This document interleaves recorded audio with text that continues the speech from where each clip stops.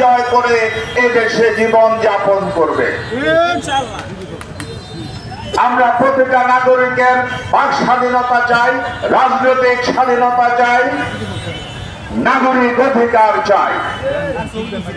আজ থেকে এখন থেকে 22 বছর বয়স পর্যন্ত যাদের হয়েছে, আমি নিশ্চিত তারা ইউনিভার্সিটি লেখাপড়া করলেও ভোট কেমনে দিতে হয় তারা জানে না, কারণ তাদেরকে ভোট দিতে দেওয়া হয় নাই। সেই সরকার ভোট শব্দটাকে পৃথিবী থেকে যে বাংলাদেশ থেকে বিদায় করে দিতে চাইছিল। আল্লাহর হুকুম দেখেন, ছাত্র জনতা সবাই মিলে আন্দোলন করেছে তার নিজের দাবিতে।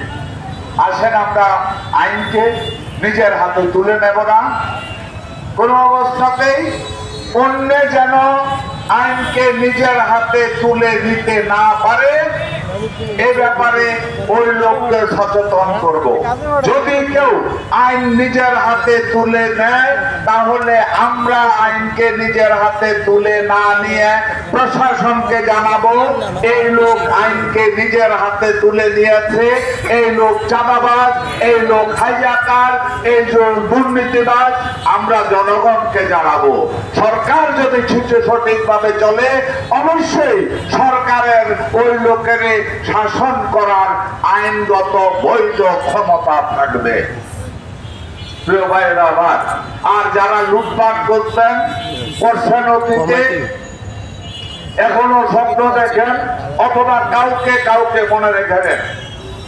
এখানে কান্দি সমনি বহু বছর পরে এই কুবালি চত্বরে দাঁড়াইতে পারছি, ভাই এটার কাছেও আইসে দিত না।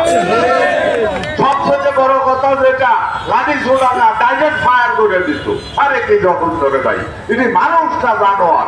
আমি বলি এগুলি সব উন্মাদ, এগুলি মানসিক বিকারগ্রস্ত হয়ে গেছিল। তা না হলে একটা মানুষের চেহারা মিনিমাম মনুষ্যত্ববোধ যদি একটা লোকের ভিতরে থাকে, এরা এই ধরনের অন্যায় করতে পারে না, যা অতীতের এই সরকার, পলাতক সরকার যে কাজটুকু করে গেছে।